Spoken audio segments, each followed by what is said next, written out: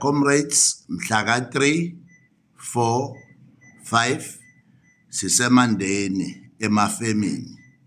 Sizohlanganela eSasol Garage. Wonke umuntu wasemandeni Stenga Maphumulo Ndwedwe ilembe lonke sizobe sihlangene lapha yana emandeni eSasol Garage emafemini. Lapha iprogram yethu is very clear.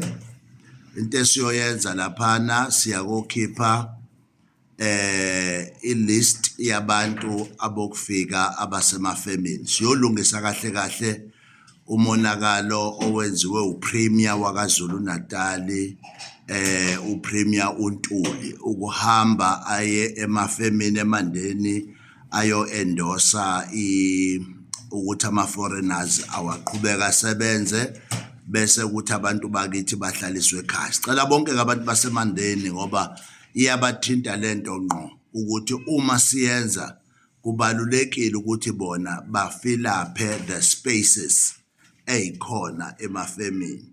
Sizoba khona lapha from the 1st and the 2nd siyoxoxisana namaphoyisa ngoba khona umhlangano ekufanele sibe nawo obizwa ngo-Section 4 meeting.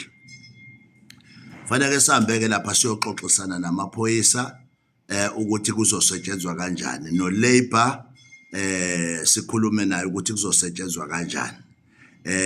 Sizoyenza kanjani le operation Khuculula sigada umzila ukuthi sizoyenza kanjani. But ke ngiyacela ukuthi wonke amasosha semandeni comrades nama-friends nabafuna umsebenzi nje ama-comrades babe khona ngoba phela asikwazi ukukhipha amazayizayi kungeza ukungena muntu.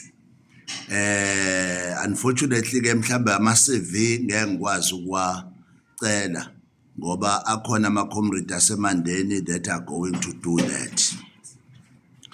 Bafowethu ke ngifuna ukusho futhi ukuthi kunabo abantu abathengwayo abathengwa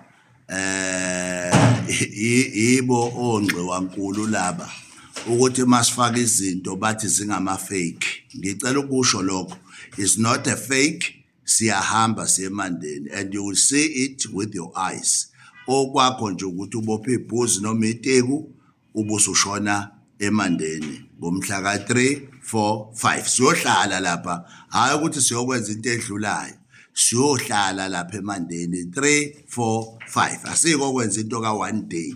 Siyohlala because sifuna ukuyibona ioperation yethu iphelela iba succeeded ngayo yonke indlela. So asizukubanaka abantu abakhuluma izinto eziningi eceleni ngoba asibhekene nabo siyasazi sitha somuntu omnyama ukuthi ubani.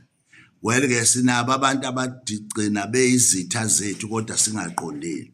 But le angihlangene nomuntu wakithi omnyama noma ethini noma ethi fake, but MK Labour Desk was established by me, Bishop TB Ngcobo. That is an MK Labour Desk.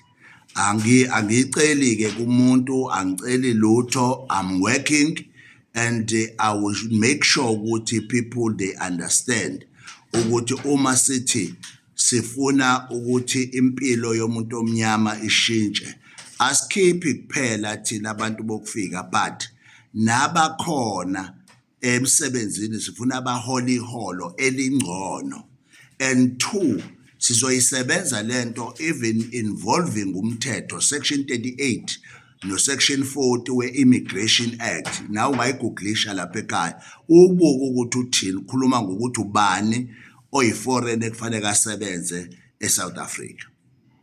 So ke catch us emandeni ngawo kumhla ka 3, 4, 5. Asinayo ke transport esishoyo esingathi mhlambe ke sonithutha sithuthani siyazizela. Niyakwazi nalokho sigada umzila nje wokuthi abantu base-South Africa baphile impilo engcono. Ilembe lonke ke siyacela nakuyi-structure siyacela ze-MK nakuyi-structure ze-PCC nakuyi-structure ze-Youth League nakwi-structure nje zonke zomphakathi, ama-organizations zomphakathi. Siyacela nawo abe yingxenye ngoba sifuna ukulakha leli zwe lethu libelonge to us, not to all, to us as South Africans. So ilonto-ke nje makomrade engithi angiyimemezele. Ngiyazi-ke abajwayela ama-fake bazophinda futhi bayibhale bathi fake.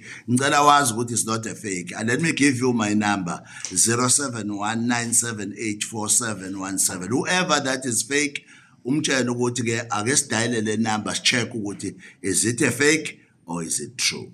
So-ke siyaphusha-ke makomrade, asiphusheni, sekuseduze phambili. Abantu bakithi bazokhululeka lokho kwangempela.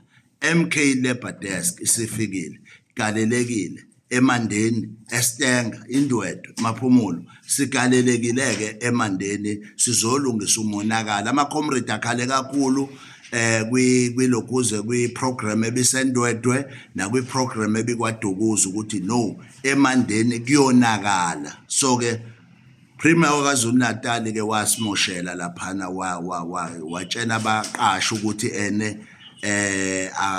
abaqhubeke nokusebenza nabokufika. Siyowulungisa-ke lowo monakalo. Asihambeni-ke makomrade siyowulungisa. Siyabonga.